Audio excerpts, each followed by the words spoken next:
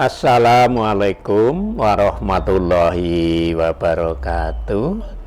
Nuwun kula nuwun. Sugeng dalu para sutresna budaya. Sugeng pinanggih malih kalian kula tetiga wonten ing giaran arum dalu. Ingkang kagiaraken saben-saben dinten Senin kawiwitan watawis tabuh 8 langkung 3 menit dumugi tabuh 10 dalu. Kagiaraken lumantar radio Gemilang FM ingkang mapan wonten ing Dalan Pemuda Barat nomor 1 Pucung Rejo Muntilan. Kados padatan kula tetiga wonten Bapak Sigit, Bapak Haji Sugiono. Sugeng dalu Pak Sigit. Sugeng dalu ugi Bapak Sumiran.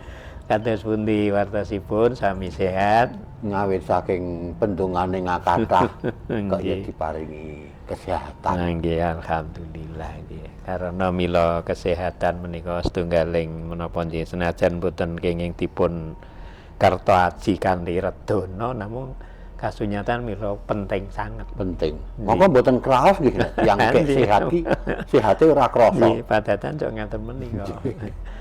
Assalamualaikum, sugeng dalu Pak Haji. Waalaikumsalam warahmatullahi wabarakatuh. Pak Haji nggih ketingalipun nggih sehat kok nggih. Alhamdulillah. Ngaten. Niki wau titihane niku gampang kok nek kula. Nggih. Mulai ketok pikire rego sehat niku nek niku mami sok apa anane, anane. Nggih pun eca ngoten nggih. Enak nggih. Contohnya kangen wae juleke bawang, lombok ro bawang luwi. Tur ling ngrokok ya ngrasake seger ngoten nggih. Inggih, sawetawis mila kawilujengan. Nggih nggih. Nek muni ra sehat, ambek gampane karo mangut lele apa karo ayam bakar ngono ya tetep nggih.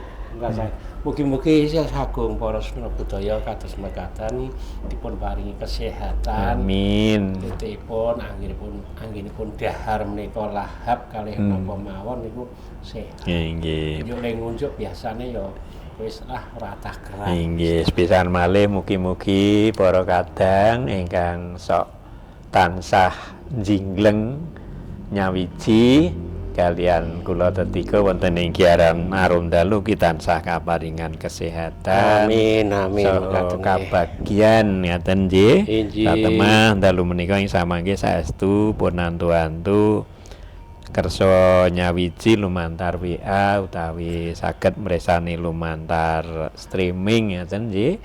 Langkung-langkung Mas Farodin nek WA iki ya aja bengi-bengi kene wis rampung ke WA. Le maca ya nek wis ning njaba mboten mlebet ngoten. Nggih. Inggih kados padatan para kadang ingkang mesti menika kula aturaken sepisanan menika Sekar Micil kinarya Murwakani ngoten nggih. Drenging nala nyuwun mring Yang Widi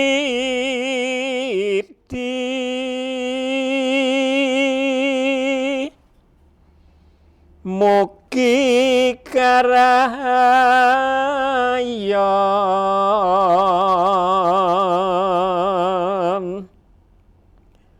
ambrih kasembatan ing setyane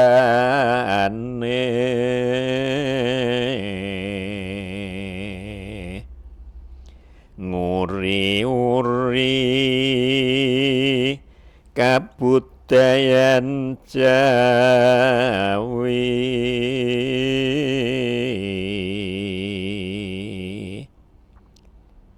maca patan nggih tuturipun luhur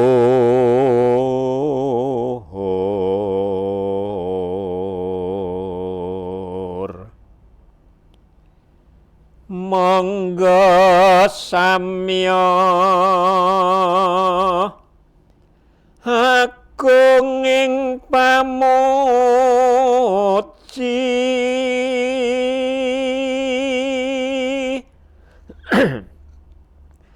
konjo ing yang manon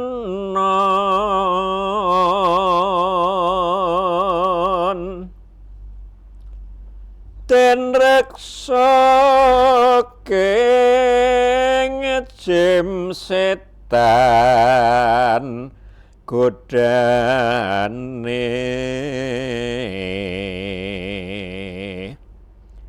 Allah zat kang moho welas asih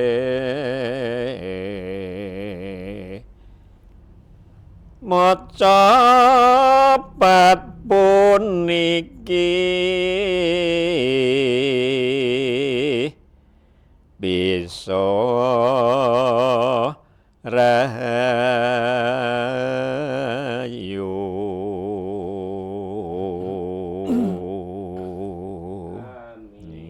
Amin.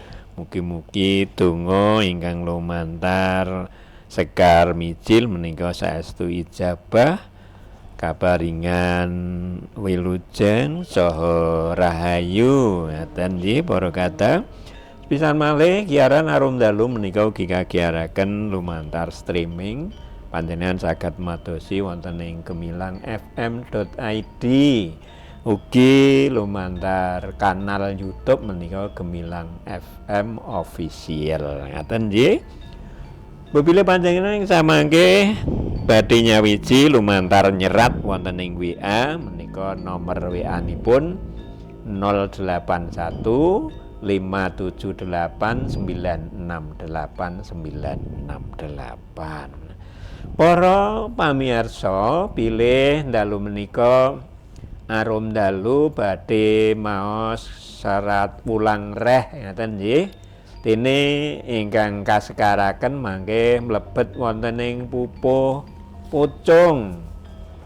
Andi menika karana Ki Pusparaga ugi sampun siaga wekdal kula aturaken monggo Pak Sigit sekar pucungipun dipun aturaken. Sugeng dalu sugeng nyawiji lan sugeng midhangetaken sekar pucung sumangga. Dipun sami ajeng pelok mawon nggih. Nggih. Ingkang paling sekeca. Dipun sami marsudi ing budinipun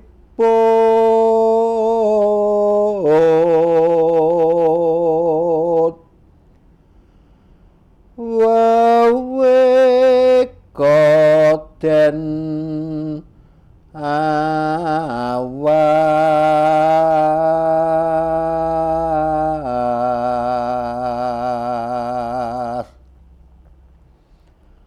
aja tumeh bisa angling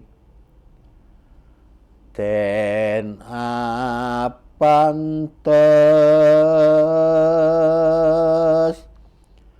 masa kalane wicara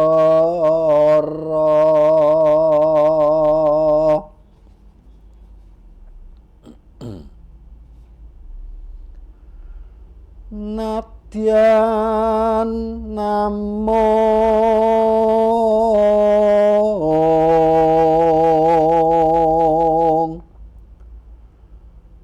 saged yen ora patut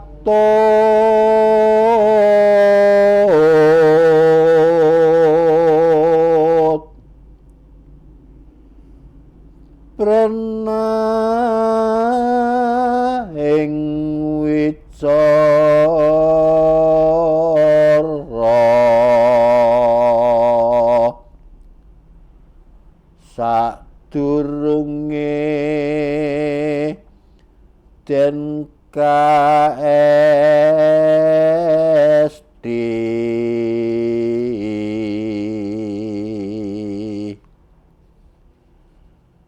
awasane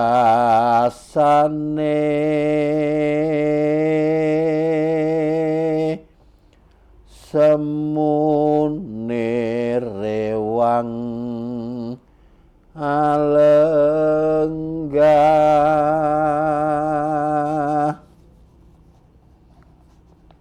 namung kawan Kawan larik nggih. lare kok nggih. Ha nggih mila kok gek sedilit kok wis rong padha. Sekawan gotra ngoten nggih. Lawan aja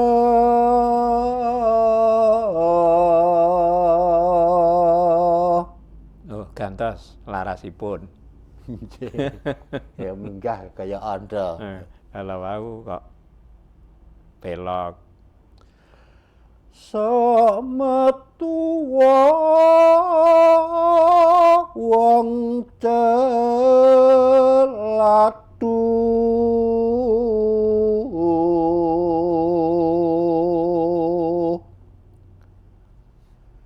aneng pasamuan ora pantes kang kawijil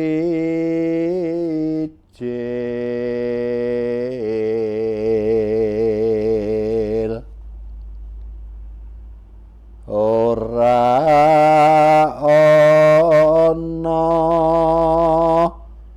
kang kasimpen ing wardaya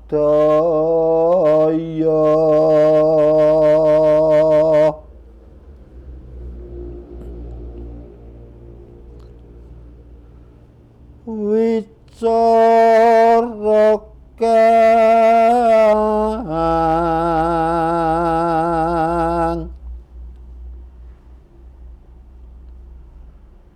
kawetu aja kebanjur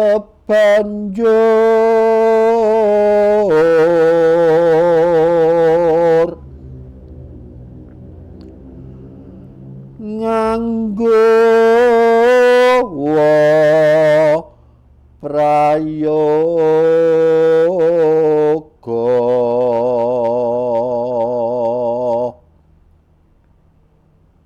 aran kang ngati-ati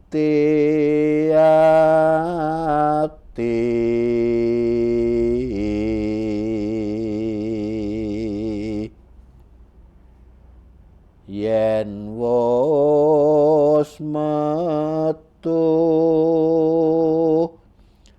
nora kena tinututan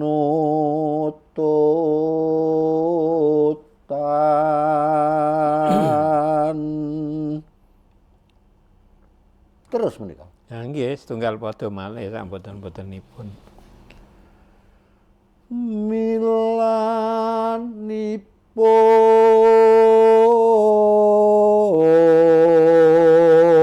Milanipun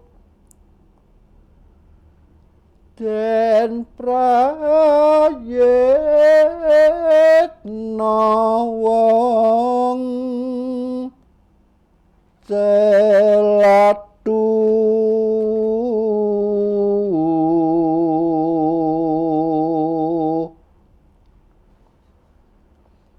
aja sok supata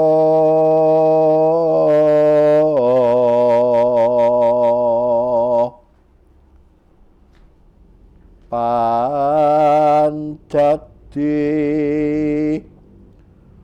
regeting urip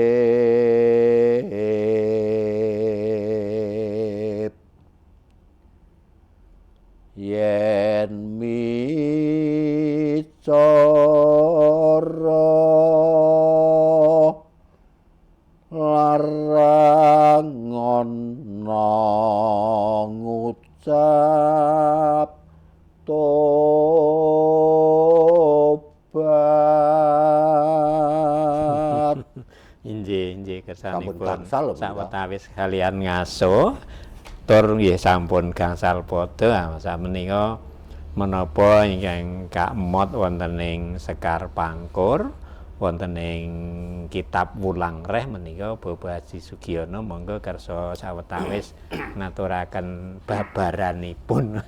Haji monggo. Nggih, kok sareng-sareng nggih. Kadosipun menika nggih dereng dangu nggih, sampun nate pun sekaraken nggih. Kadosipun nggih. Nggih. Ning niki pucung niki ya wis ana 2 napa 3 kok niki. Nggih. Nggih, niki pas kok kula ya mulak-malik kaya wis tau ditembangke. Nggih. Nggih, niki mboten wonten awonipun nggih. Dipun wangsuli mbok pilih katingkasan utawi ingkang dipun kersakaken wonten ing Sekar Pucung menika ingkang padha sepisan dugi pinten niki? Gangsal. Nggih. Niku estunipun nyariosaken utawi ngendikaken pilih awakipun piyambak menika nek muna-muni iki kudu diati-ati.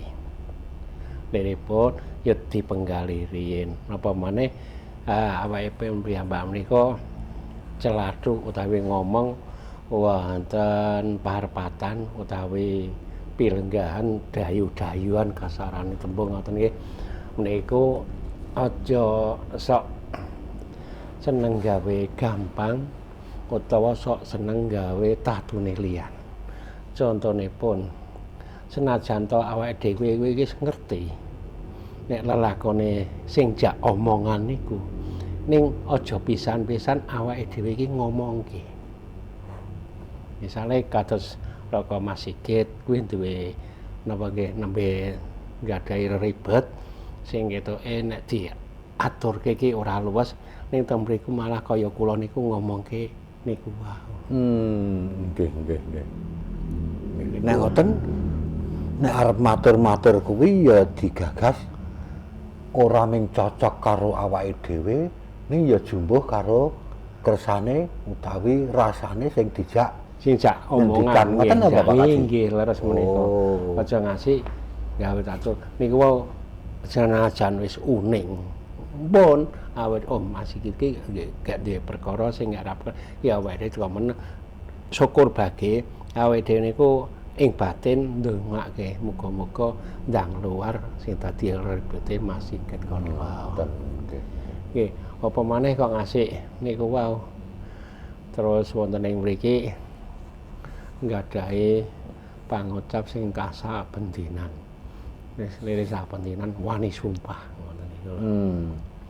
Iya nek mbiyen ki anggere ngono sumpah Lombok, sumpah apa meneh ngono kae. Sumpah Lombok niku biasane nun sewu sok geguyon piantun putri. Nah, nggih sok ngono-ngono kuwi. Wah, gampang le ngucape sumpah nggih.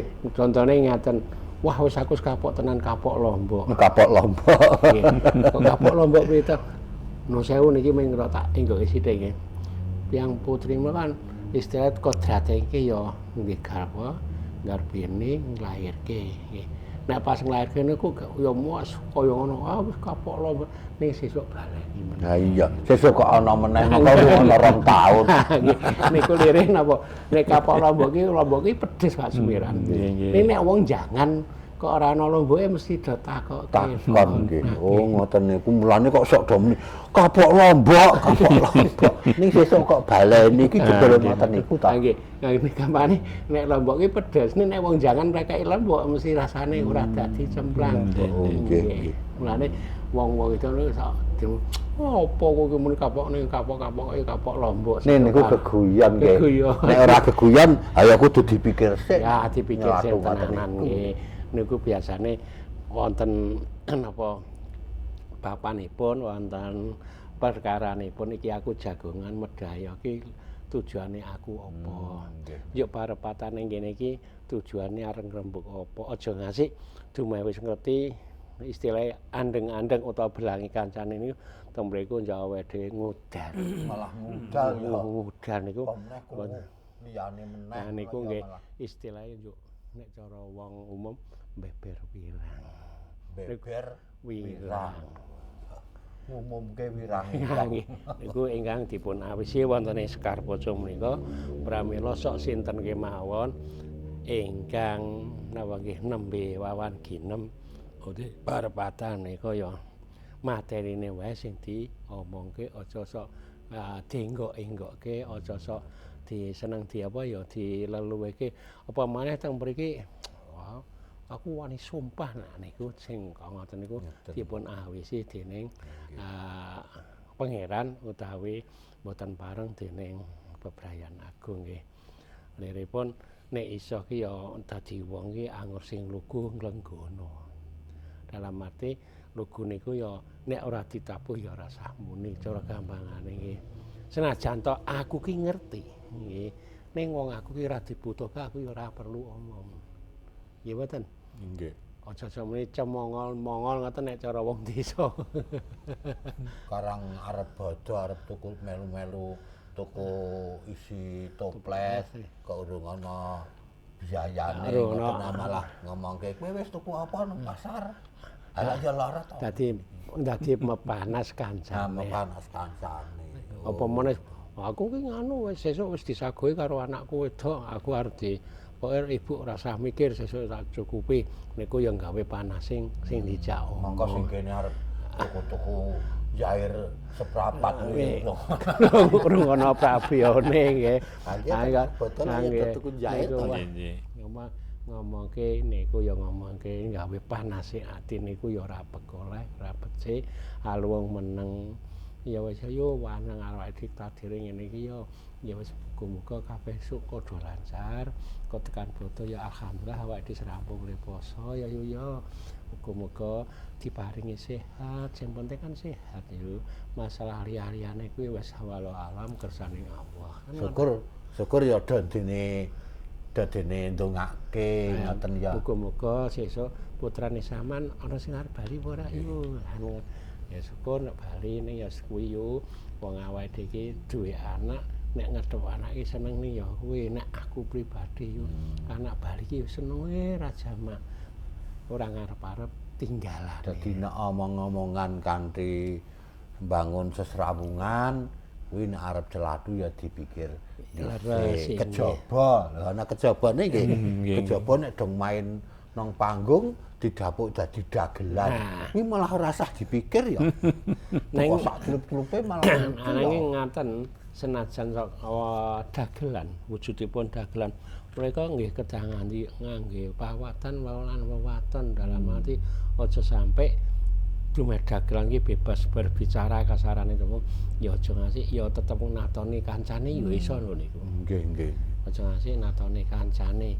Gampangane ya sing kathah mawon dagelan niku sing iso kadang-kadang nek cara Pak Kaji Prayitno niku nek dong main ketoprak iki wah wingi aku ngetoprak sing anu ora jan nerangake kesempatan kancane lah niku nggih mboten bareng. Ngaten nggih. Nggih awake dhewe ning panggung ki ya ning panggung bebas ya bebas ning aja kebebasan. Nggih. Apa meneh kok ngasih nun sewu ndagel ning nggon dalang nggon wahyangan yo ngasih wani istilahé misuh dalange barang niku ya ora kena wong dalange niku pimpinane rombongan. Kejaba nek dalange engko aku dibisuh-bisuh ngono ya. Sampun pikantuk lilah menika tegesipun. Nah nggih menika kedah ngangge napa nggih istilah ya nek cara biasa sepuh omongke ya nganggo tata krama. Mongko ingkang padha sekawan menika yen wis metu ora kena. Nah, niku nek wis metu ora kena dibaleni senajan tinututan. Ditutupi nganggo gunung sapitung nggih ra iso. Bebasan awake dhewe kecoh. Nggih, kecoh niku prisa? Kecoh. Kecoh niku idu. Ayo nek wong nek wis idu tiba ning lemah ki ora kena didilat meneh. Abang kae to apa kae kaya dubang. Nah niku kecohe wong Minang. Niki sing tak aturke kecoh-kecohe umum awake dhewe nggih. Ora ana wong apa ndilat kecohe dhewe. Ora ndilat idune dhewe niku ora ana. Idu wis tembe ning lemah wis ora kena dilat, ora kena baleni. Niku nggambarke nek wong omong ki ora kena dibaleni senajan to ngaluk ngapura ping 1000 bahasane ning wis kliwat muni sing diunekne mau ya wis kliwat tatu. Tatu. Nggih, ora iso eling-eling nglaleke mon niku pinten-pinten warsa, pinten-pinten taun. Kadang-kadang engko wis arep lali, ora wonge mau dadi kelingan meneh. Niku sing kudu ngati-ati kuwi salah siji apa kabeh niku Pak Kasi? Nggih. Omongan wong loro. Nggih, wong nggih. Kabeh nggih. Kabeh nggih. Kabeh. Langkung saenipun kabeh pamane dadi pimpinan rapat niku ya kedah ngatos-atos. Nek pimpin rapat kudu ya sing jibaku, aku mimpin rapat. Ngoten. Aja cuma aku pimpinane ya sak geleme dhewe le. Gamangan niku ya ora kena. Tetep hati-hati senajan ta pimpinan rapat utawa sesepuh utawa sing dihormati niku ya tetep duwe nek cara basa Indonesia duwe pengendali. Ngoten nggih. Dikendhaleni langkung sae niku menawi Hyang Wito almarhum awake iki luwih becik meneng. Niku ngati-ati kuwi kejaba sesambungan karo rasa nggih. Nggih nggih leres niku. Ning ya mestine sesambungan karo napa paugeran. Tegese paugeran napa unggah-ungguh paugeran napa niku nek cara matur-matur kae tata susila. Susila ngoten niku ya. Nggih tata krama, tata susila. Nggih ngati-ati nggen niku barang. Andi ampun ngantos ngendikan niku kalih napa nggih mresani praupane utawa wajahe ingkang dipun dijak agunem kena mresani ning kala mangsa ora njuk mendono ngaten niku nggih. Nggih napa malih ngantos napa astane niku bergerak. Prisa bergerak ya nuting-nuting lah gampangane ngono nggih. Nek wong sing meyakinkan niku kan atau nganti wani sumpah ngono ki mesti karo tangane. Ning nek bergerak ning ora iki ning iki entuk nggih. Nah niku bergerake niku mun nganggo irama nek niku ora njuk nggih. Ning nek nganti iki iso. Nggih niku iso beda ya. Kok beda nggih. Antarane niki karo niki. Ngarake ati. Kayak niki mawon yen dipun jengkel benten malih. Maknanipun sampun siji Nggih. Nggih. Utawa nek niki kalih niki digathukke malah sok-sok ngrejekeni. Tegese nek nganu kong nah niku lak diparingi. Niku sasmita. Inggih. Niku leres kados Mas Suwiran. Ngene iki nek ngadeg kuwi sing dikarepe. Ning nek ngene sing dibroke diitung niku iso ora apik artine. Ngoten nggih. Nggih ning biasane niku kode misale nek nggon parapatan niku ngene iki berarti ngekeki sing omongi kon lek ndang mupusi. Niku kelebet ngati-ati gegayutan kalian parama sastra saha tata basa nggih. Nggih. Kedahipun ngaten nggih. Awake dhewe nek matur ya kudu sing alus. Biasane arep nembung nyileh utang mawon dadak le mubeng menger nganggo parama sastra niki iso ki awake ndudut atine sing arep ditembungi utang niku iso lilih kepriye nganggo parama sastra sing apik terus nganu napa nggih iramane ya irama memelas nek jenengan ngendikake mesti memelas. Lah wong wingi niku jane ajeng sowan jenengan ning dilalah garwa kula niku lak nganu. Kuwi ya ora bener nggih. Mboten niku sing mesti malah penak bojo kula ngoten niku. Ngoten niku sik ingkang leres nggih. Niku nek garwane Pak Sumiran niku gitu. Nggih. Ya Pak Sumiran ngono wis ora garwane. Keng garwa. Keng garwa. Nggih niku sauntawis kangge seserepan basa dipun sisipi nggih. Sasampunipun dipun onceki kasunyatan kula nggih lajeng namung mlongo kemawon. Jebule kok ya angel ngaten nggih. Tiyang menika menawi badhe sae kok nggih angel. awak dhewe wong loro ya ora ngati-ati. Nang ngarepe Pak Jumiran kok ngendikake garwa. Niku Ora ngati-ati kuwi. nggih. Niku nyuwun pangapun niki kula namung ngaturaken unggah-ungging basa nggih. Unggah-ungging basa niku kula pandongane muga-muga lek ndang keleksanan sedyane nggih mawon. Menawi calon garwa menika. Wis malah ngombro-mbro iki. Nah niku penula ya awake dhewe memengin nika sing ngutek-ngutek meja nika. Nggih mekaten nggih para pamirsa. Sekar Pucung menika saking Serat Wulang Reh kasunyatan nggih sae sangat mila ingkang dipun kersakaken saking ingkang nyerat menika.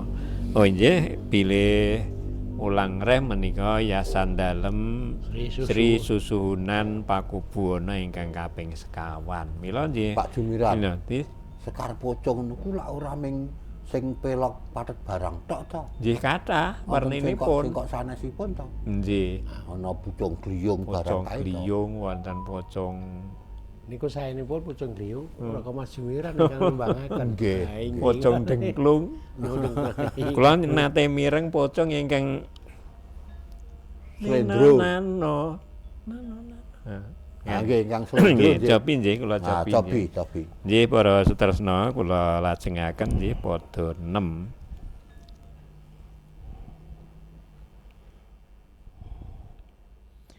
Iku dadi cilakane ing uripmu pomo padha den gemi wedaling lati masa mangke supata kinawa tinan. Pocong menapa iki? Bedhek iki pocong Cobi. napa niku? Dipun padosi mriku. Apa pocong gliyung niku nggih. Sanes. Sanes, Dipun ya? padosi mriku wonten. Oh.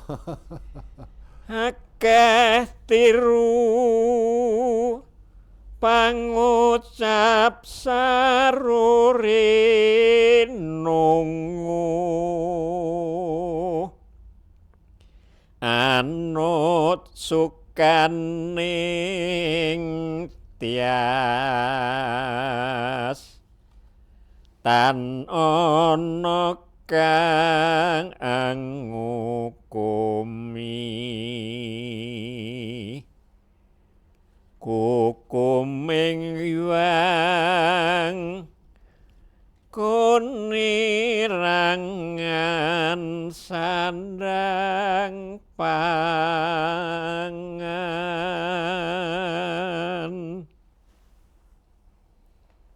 lawan aja teraca sugih pepiso ngucap cacah cucah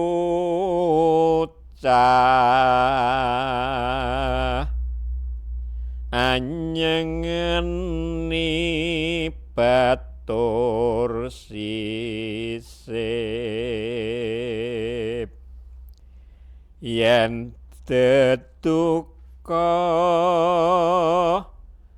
tentu meling sisipira.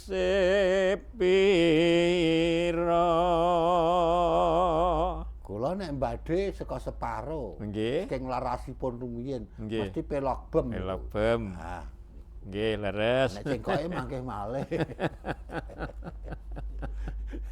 Inggih karana badhe dipun batang menika cengkok menapa menika kersanipun kalian dipun penggalih rumiyin kanthi menika arum dalu sawetawis kasigek para kadang Mangke sasampunipun priwara panjenengan saged nyawiji malih kalian kula tetiga priwara rumiyin sumangga.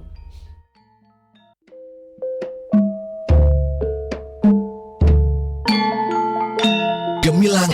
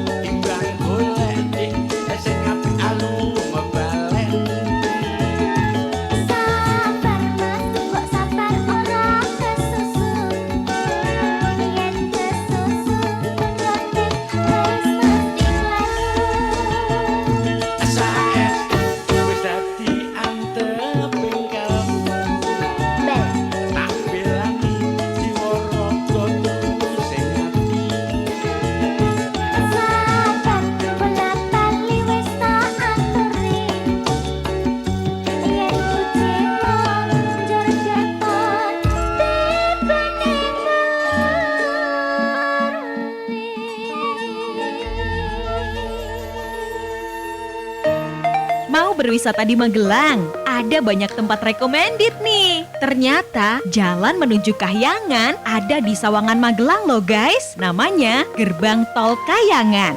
Nggak tahu kalau wisata mata langit di pelataran Borobudur, tahu nggak? Nggak tahu juga. Terus nih, Tahu nggak, kalau wisata Magelang ada pesona alam ala pantai pasir putih di pinggir Sungai Progo. Ih, nggak tahu juga. Download sekarang aplikasi Jelajah Magelang di Play Store. Kunjungi destinasi wisata dan UMKM anti mainstream di Magelang lewat aplikasi Jelajah Magelang. Let's go and jelajah Magelang. Iya, bagi Anda pelaku usaha mau promo gratis, tentu bisa. Upload produk Anda di Jelajah Magelang. Iklan layanan masyarakat ini dipersembahkan oleh Dinas Komunikasi dan Informatika Kabupaten Magelang. Hai sahabat Gemilang, kini saatnya kamu menunjukkan bakat dan passionmu sebagai Duta Wisata Kabupaten Magelang 2025. Kami mencari individu yang peduli dengan pariwisata dan kebudayaan lokal. Dengan menjadi Duta Wisata, kamu akan menjadi wajah baru pariwisata Kabupaten Magelang, mempromosikan destinasi wisata dan menginspirasi orang lain untuk mengeksplorasi keindahan Kabupaten Magelang. Syarat pendaftaran warga negara Indonesia, belum menikah dan berdomisili di Kabupaten Magelang. Usia 17 sampai dengan 24 tahun saat pendaftaran. Pendidikan minimal SMA atau SMK sederajat. Tinggi badan pria minimal 165 cm dan wanita minimal 160 cm. Pendaftaran 21 April sampai dengan 14 Mei 2025. Untuk informasi selengkapnya, Anda bisa pantau terus Instagram @masmbak.magelang atau @officialwisata-magelang. Nara hubung Nara di nomor 0855 4064 8848 atau Mimin Official di nomor 0858 6608 8880. Ayo jadilah Duta Wisata Kabupaten Magelang dan tampilkan kehebatanmu. Informasi ini disampaikan oleh Dinas Pariwisata, Kepemudaan dan Olahraga Kabupaten Magelang.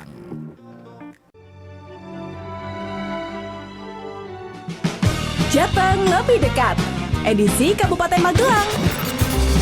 Yap, seperti yang sudah pernah aku jelasin di episode sebelumnya, Magelang luasnya mencapai 1.085,73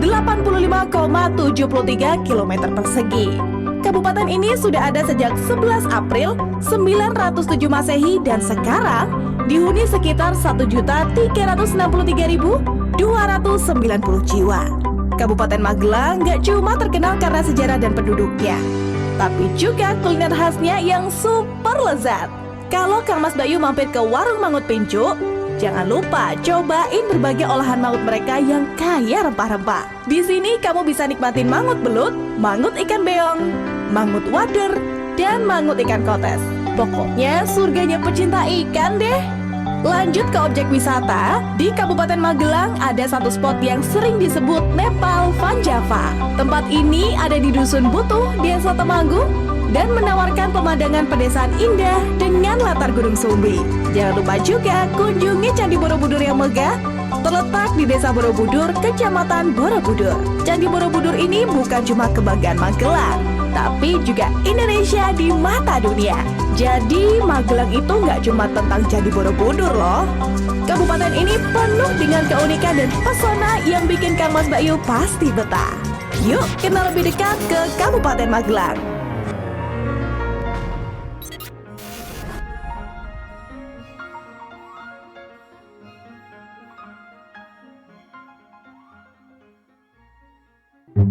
Lah, cari souvenir buat temen, oleh-oleh buat keluarga, sama mainan buat adik, di mana ya?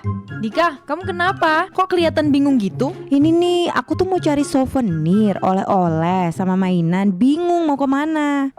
Udah, nggak usah bingung. Berbagai macam souvenir, oleh-oleh kayak getuk, legondo, yangko, peyek kacang, selondok, minuman jaguar, jahe gula aren, wedang rempah bisa kamu dapetin di berbagai UMKM yang dijual di Kabupaten Magelang. Wah, yang bener. Aku mau beli Yuk, anterin aku beli. Ayo. Memakai produk UMKM juga turut membantu perekonomian. Dan kini, produk dalam negeri dari usaha mikro kecil dan menengah tidak sedikit yang sudah diekspor ke mancanegara loh. Ayo, dukung berbagai produk UMKM Kabupaten Magelang untuk terus berkembang. Mulai dari kerajinan pahat batu, tas plastik, anyaman serat alam, sapu rayu, tekstil, kayu lapis, selondok, dan kuliner lainnya dengan membeli produknya ya.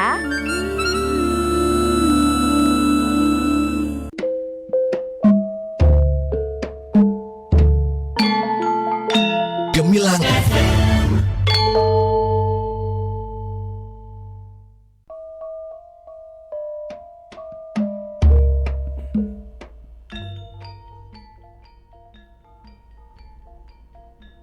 Para pamirsa, arum dalu tumuli nglajengaken ngaturaken sekar pucung kala wau sampun kula terasaken kalih padha nggih. Ingkang titilarasipun menika pelok barang lajeng cengkokipun menika pocong gliyung. Ngaten nggih Bapak Sigit. Gliyung napa dengklung? Pocong gliyung. Pocong gliyung. Pocong gliyung. Larasipun nggih. Pelok menawi kula terasaken namung saderengipun menika kula kinten-kinten rumiyin kanca-kanca menika kejahipun senggol menika langkung-langkung Mas Farodin wonten Sedayu menika kula suwun menika anggenipun nyawiji lumantar WA ki aja bengi-bengi wingi le WA wis bengi buka wis ora ning studio ora kewaca. Ora kewaca. Pisan malih nggih Mas Din nggih. Ngaturaken ageng panuwun bilih panjenengan saestu sampun nyawiji kala wingi nanging kula nyuwun pangapunten boten saged kula waos karana mlebetipun kok ora sampun kepengker menika. Mugi-mugi dalu menika ugi nyawiji mangke dipun tenggo nggih monggo WA-nipun malih paring panyaruwe menapa kala-kala ki nembang saka dalem ngoten Pak nggih langkung prayogi nggih Mas Warudin menika. Ingkang ngentosi nek pas pangkur. Nah, nggih nggih. Nembang saking dalemipun. Nggih. Ugi Bapak Triyono wonten sewukan sugeng dalu Pak Tri. Oh nggih wonten ing Karanganyar menika Mas Maryono MC-ne Karanganyar menika. Nggih. Sugeng dalu Mas Maryono nggih mugi-mugi dalu menika midhangetaken arum dalu nek ora kesel wah nika ayanipun kathah sanget kok juragan. Napa ngukur ubet napa nek wit ubet ngoten ubet besiar ngono lah ngukur. Wonten ing mestani diameter. Diameter. Ngaten nggih wonten ing mestani middle. Middle nggih. Mugi-mugi dalu menika nyawiji. Ugi Raka Mas Martono wonten ing Grugulan sugeng dalu Mas Martono suwi ora tau ketemu ora tau WA iki. Mugi-mugi dalu menika nyawiji. Ki kadang-kadang kula wonten ing Karanganyar Grebeg menika wonten Karanganyar Ngargomulya lajeng wonten Karanganyar Banyu Biru menika. Terus dukun menika wonten kalih Karanganyar menika. Nggih. Nggih mugi-mugi sedaya sami kaparingan kabagas warasan lan dalu menika nyawiji sesarengan kalian kula tetiga wonten ing giaran arum dalu. Salajengipun Bapak Sigit monggo ingkang pun senggol-senggol kula sekedhik mawon menika. Katur Mas Triyono wonten ing Bulu. Mas MC Mas Toprak. Nggih. Wah ya iki ya Pak MC ya Pak Ketoprak, Pak Rol ngoten Pak. Pak Yoga. Nggih. Ugi Mas Sugianto ugi Bulu ngen perapatan. Kalian Ibu Haryani ngaturaken sugeng dalu, sugeng midhangetaken. Mbak Eni Jatmika wonten Gading. Oh nggih. Lajeng Bapak Yami wonten ing Kelumperit. Ingkang wonten Gading menika mugi-mugi mboten kesempyok kala wingi. Nggih. Kolahipun Ah, utang ya, menika nggih. kudune ya ora. Nggih, nggih. Nggih. Lajeng Bapak Sarijan wonten depan Terminal Secang. So Bapak Haji Subianto wonten ing Madya Candra sugeng midhangetaken. Ingkang Kalian- sambi rembe menika. Oh nggih. Kalian Bapak Antonius Budiarjo wonten dusun Sambi Rembe. Sambi Rembe nggih. Sambi Rembe menika klebet wewengkon Pakem. Pakem. Sugeng midhangetaken. Tambah malih setunggal. Nggih. Pepundian kula iki Ibu Yani wonten ing Srawolan. Oh, Srawolan. Nggih Srawolan Purwobinangun lan ugi pepundian kula kinasih Bapak Dr. YB Subroto wonten ing Perumahan Merapi Indah. Pak Dokter, Pak Direktur nika. Nggih. Oh. Nek ngoten saking mriku gelombangipun dipun tampi Nggih. sae nggih. Kadang-kadang menawi nganu pas kawontenipun sae menika saged Cetha, ya wong Karang ya LPPL Gemilang. Ingkang sok mboten cetha menika ingkang nembang. Mergo wis untune entek niki. Tak teruske nggih. Ah, ini Tekan monggo mriki. prayogi kok. Ya. Ibu Mariati saha garwa ingkang lenggah wonten ing Permitan sugeng dalu sugeng midhangetaken ngilen wonten Bonjitan Bapak supire andong ki sapa? Pak Darsom. Saha Bapak Kiai Suparno ingkang miturut pekabaran gek rada semlenget, Oh, rada masuk angin mugi-mugi ninggal dangan Pak Yai. Lajeng ngidul-ngidul wonten ngerep menika wonten juragane Girong Bapak Ramejo. Mbah Ramejo nggih. Pak Kasjo wonten ing Duka iki biyen tau nulungi nalika kula dicokot ula. Wah, Nggih dipun tulungi Pak Kasjo. tedas wonten ta ing ula Duka nyokot Prata. panjenengan. Budi? Ula ini nyokot jenengan tedas ta ya. Nggih. berarti rong ampuh. Lajeng Bapak Rehadi. Ya, Pak Rehadi wonten ing Klodran, Pak Gino ugi wonten ing Klodran, Pak Bambang, Pak Sugeng, Pak Mantep, juragane Cengkir Putih. Juragane. Degan Putih. Wah, mosok degan Menawi abang. dipun tembungi Degan Ijo menika mesti Mboten jawab mboten nonton. Sing wonten degan putih. Degan Putih ngoten niku Wah, Pak nggih. Pak Mantep, Niku leres niku. Pak Mujiarto saha Pak Jemino wonten ing Klodran sugeng midhangetaken ngilen wonten Tingal Kulon. Nggih Mas Wido saha Pak Nogareng. Nggih. Sekarang bendinane Gareng kemudian Nggih. setelah Nogareng sugeng midhangetaken Pak Ranto wonten ing Gosoro. Kanca-kanca pengrawit.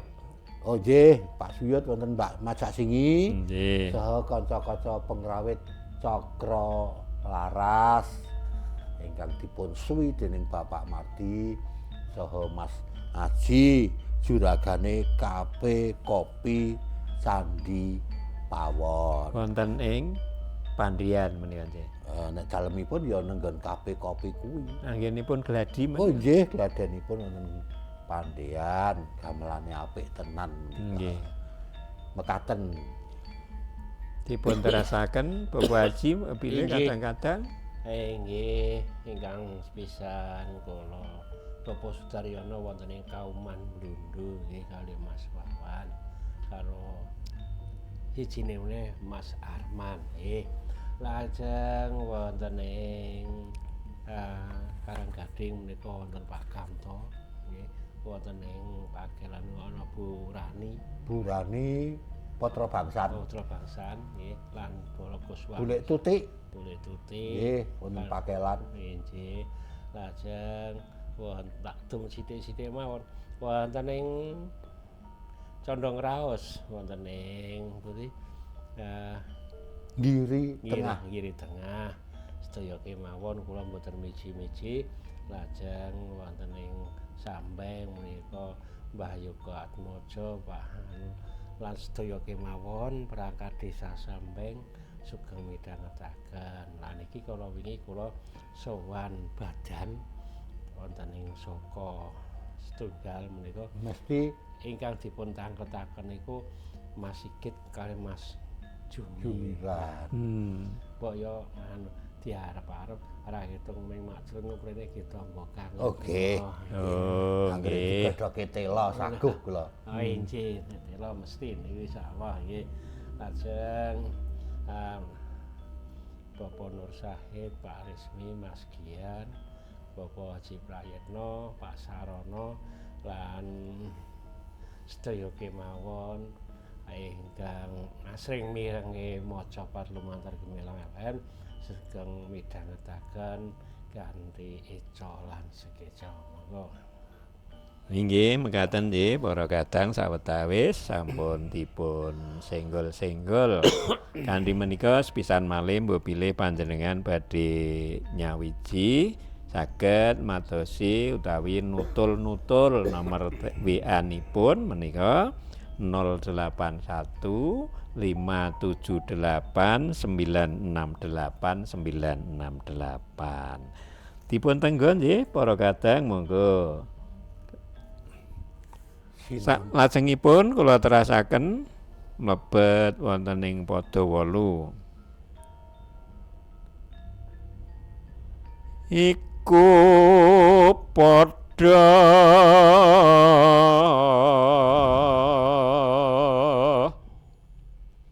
den teguhana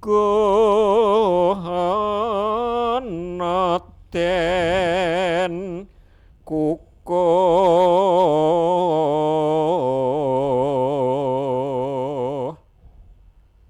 lawan aja sira angalap randaning abdi miwasana kanca satunggal sapasang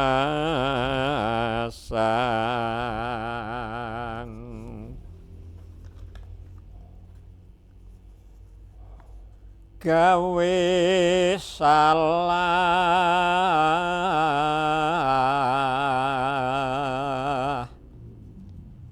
ngraita kang padha ngrungu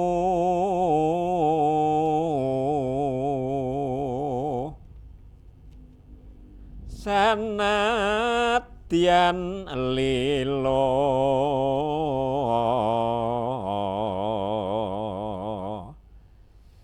iya kang anduwe rapi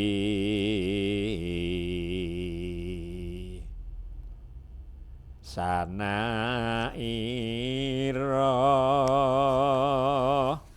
ilang pitayaning mana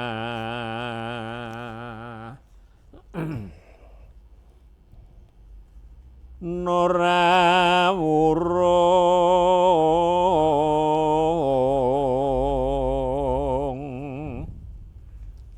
sinebut kalamun rusuh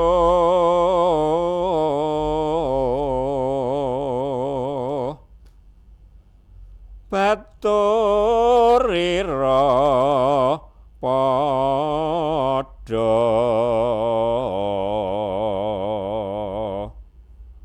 suda pangandeling batin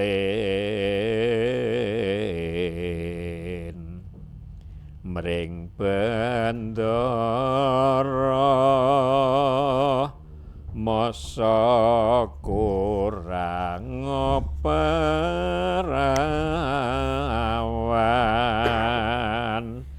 Ingkang tigang padha menika sawetawis rati benten nggih kalian ingkang ngajeng nggih. Menika larasipun slendro. Slendro nggih. Kala wau ingkang pelok lak sampun 8. Nggih. Ingkang slendro nembe 3 sampun 11 nggih. Pados menapa padha. Oh, ngaten nggih. Lawan aja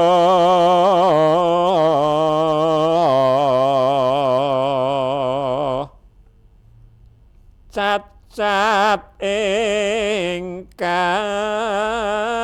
luwih agung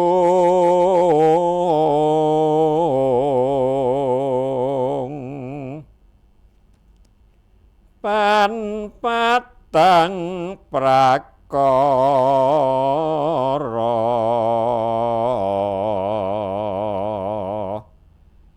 ingkang dingin wong madati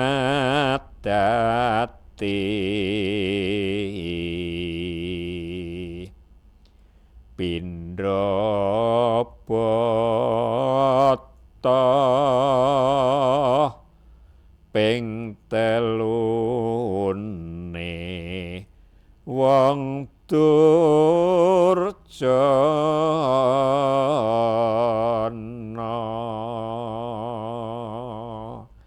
Sampun sekawan ki, monggo prayoginipun Pisan malih niki ben nembe. pas keterangane nggih. Oh nggih. Kang papate niki lho. Ben tekan klimak ngaten nggih.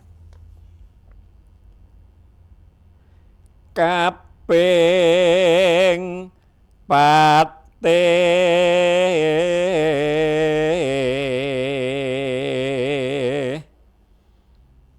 wong budi sudagar tambah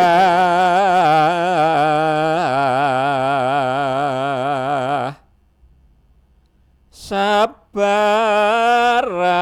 prakara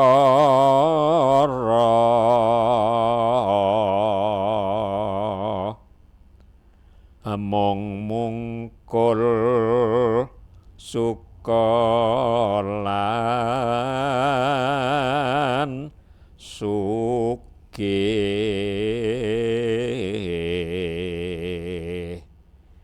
rena wengi mung bathine kang den etang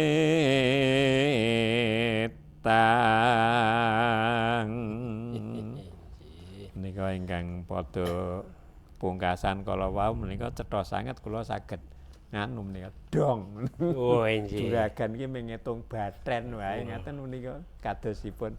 Namung prayoginipun monggo Bapak dipun tegesi setunggal pada ngantos rampung. Inggih wonten ing sekar menika menawi kula waos menika wonten kalih bab nggih.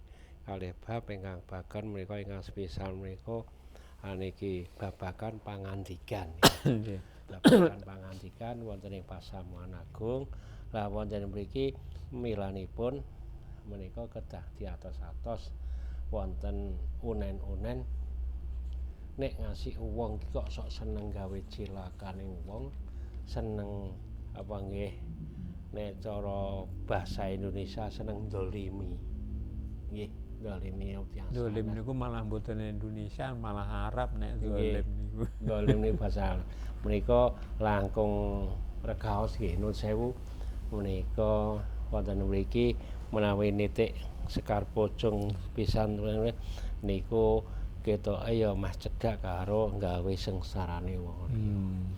Pramila wonten ing mriki sampun dipun dawuhaken aja sok seneng gawe serik utawa laraning atine wong liya. Menika mbebayani Mas Sikit. Amargi napa dongane wong sing dianiaya, wong sing napa niku Dilarani niku dikabulke karo Gusti Kang Maha Kawasa. Luwih dikabulke margi napa disa. Lah istilahipun nek wong ki seneng nyengsarake wong, nek sing disengsarake niku ora trima, nyuwun karo Allah, ndonga karo Allah niku karo Allah bakal dikabulke. Lah cilakane niku wau nek genten bales niku luwih lara niku sing paling cilaka. Bisa sing kula karepe nek wong iki sing gawe larane ati, nek sing gawe lara niku trima, lha apa nek ora trima luwih bahaya. Larane ngati niku napa di antem dadane cedak ati napa nganggo cara sing pripun gawe larane ngati niku? Niku wonten tembung antem niki kok wonten kalih nggih. Antem pangandikan kalih antem fisik. Nggih. Nek sing antem fisik niku ming krasa lara lebar mari ilang. Ning nek antem pangandikan niku digawa mati. Luwih lara ora gampang lali. Ngoten. Milanipun menika dipun atos-atos nek ngendikan ki sing ati-ati karana napa paugeran menika wonten pangandikan nek wong sing digawe sengsara ki trima ora apa-apa nek ora trima luwih sengsara. Dalam arti len donga len nyuwun kan sagreme dhewe. Nggih. Muga-muga diparing ana cilaka ngono upaminipun ngoten nggih. Mangke saged diudanani kalih Kang Maha Kawasa. mongko saestunipun ndongaaken kacintrakan dhateng tiyang sanes menika ugi diawisi menika. Ya, astunipun diawisi ning niku sapa ngerti nggih.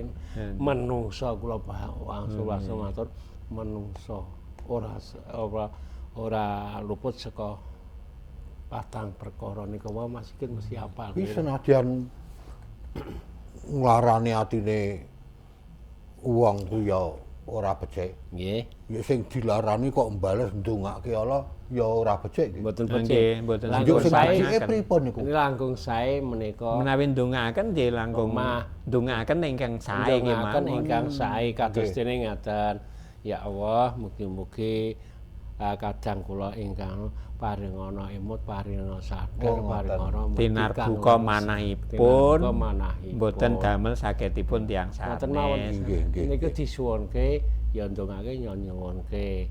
Niku insyaallah kabeh mangke saged tinarbuka manahipun saged lantaran dados sae ning Senajan wis dilarani ning malah le bales kanthi ndongake sing becik. nggih niku cara Niku ya mandi niku. nggih dikabulke karo Allah. Niku kan klebet dongane wong sing dianiaya ya. Nggih. Lajeng wonten ing perkawis candhakipun menika satiyang menika aja sok seneng nglongok. Dalam mari nglongok karo ngame-ame. Batin ning sok kebacutan kewetu. Nun sewu. Wah, kae bojone kae ya kok le bahenol medhut. Wah, kok ya Pak Bojo Kaji kok ya meneh. ngendikane kok ya nganu Kaya- ya sugih basa ya. Nggih, medhut Ana barang medhut barang.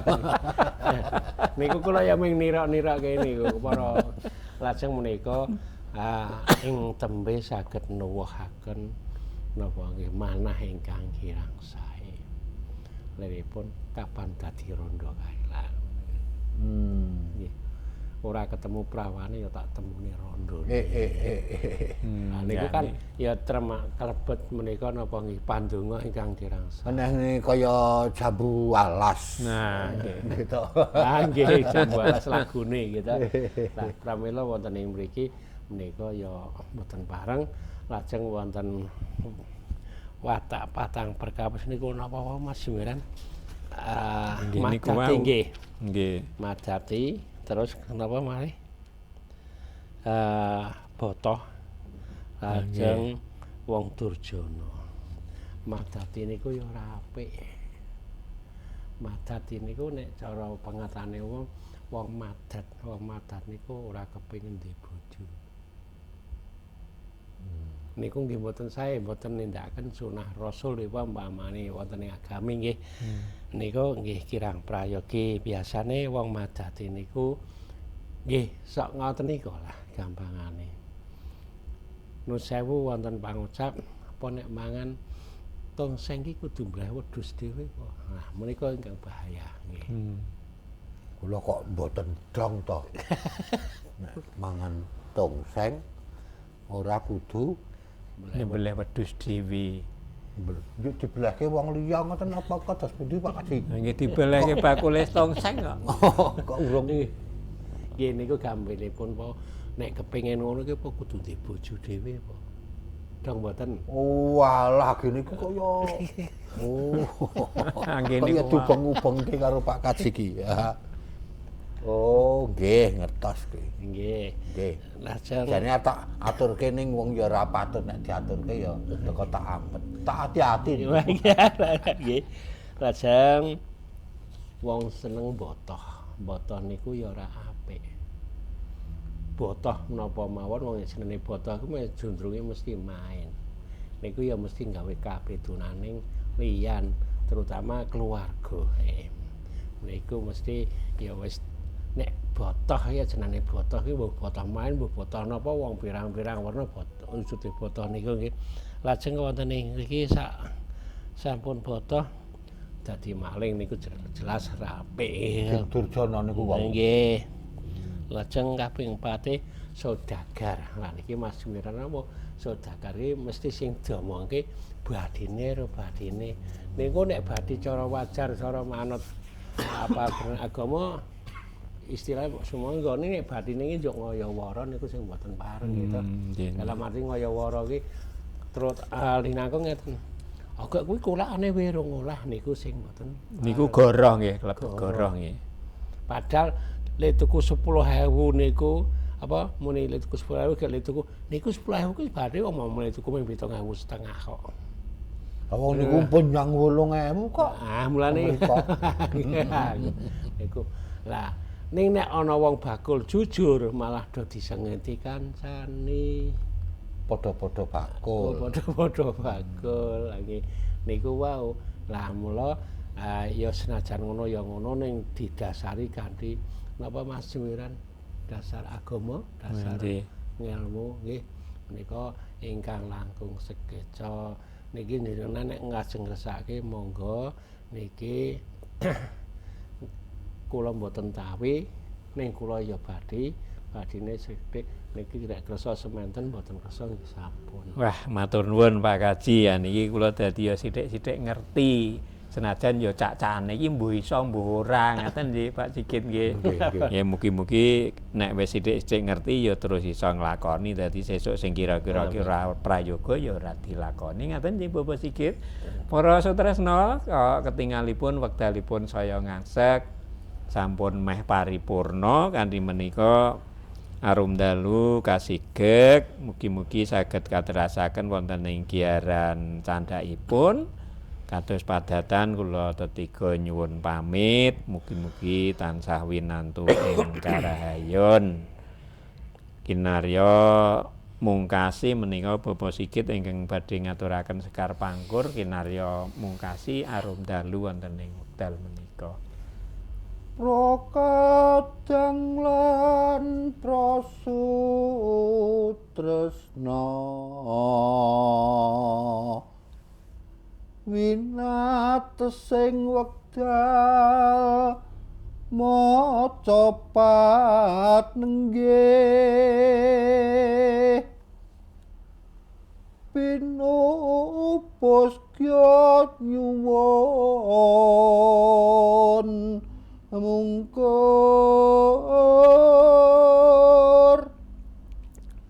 nglenggana gunging lepat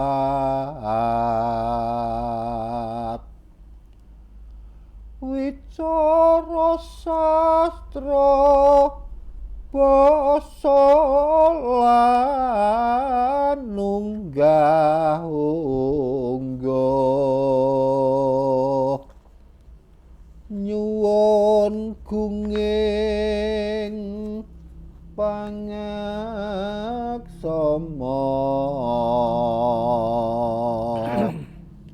antuk wilasaning